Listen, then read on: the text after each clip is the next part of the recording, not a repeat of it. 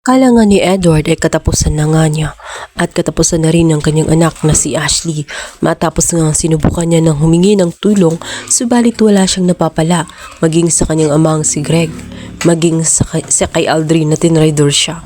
Ang ginamit lamang siya para sa kanyang sariling interes matapos ay iniwanan lang din siya sa ere at hindi tinulungan. Subalit isang napakalaking himala. Naroon itong si Marge at itong si Paolo at magugulat siya sapagkat bayad na nga ang naturang bill at tuluyan na ngang naoperahan itong si Ashley. Ayon sa doktor ay successful ang naging operation subalit ikakagulat nila dahil nung subukan ngang i-check ng doktor ang kanyang mga paa ay hindi maramdaman ni Ashley ang mga ito. Kaya naman hindi maipaliwanag ng dalawa kung anong nangyari. Agad nilang tinanong ang naturang doktor dahil nga pinaasa sila na pagkatapos ng operasyon ay gagaling na ito si Ashley at makakabalik sa normal.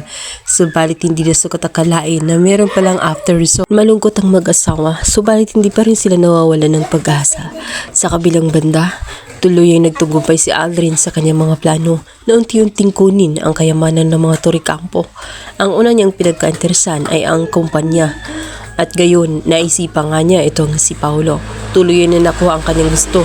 Napalitan nga si Paolo at siya na ang maging CEO. Hindi nagustuhan ni Greg ang ginawa nga ni Aldrin. Subalit dahil sa suportado siya ng mga board member, ay tuluyan ngang natupad ang kanyang kagustuhan.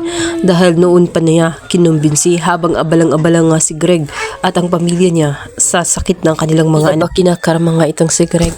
Matapos ngang itrato na hindi maganda itong si Edward. Agad na sinumbatan niya itong si Edward at sinabi kung bakit niya nagawa na traidorin nga itong si Greg. Kung bakit pumayag siya na makipagsabuatan kay Aldrin. Ayon kay Edward ay kung hindi niya lamang pinaparusahan at tinatrato na hindi maganda. Itong si Edward ay hindi sana magagawa at maisipan ni Edward ang ganung bagay. Hindi sana siya magtatraidor sa mga Torrecampo. Ngunit dahil sa pait na pinaparanas nga ni Greg, ito ang naging kabayaran. Kaya naman sa mismong party kung saan i-announce na nga ang bagong CEO ng Torrecampo Realty ay magkakagulo si Edward at itong si Greg. At nasuntok pa nga ni Greg itong kanyang anak-anakan na si Edward. Ayon sa kanya ay marami pa siyang hindi nalalaman tungkol sa kanyang katauhan.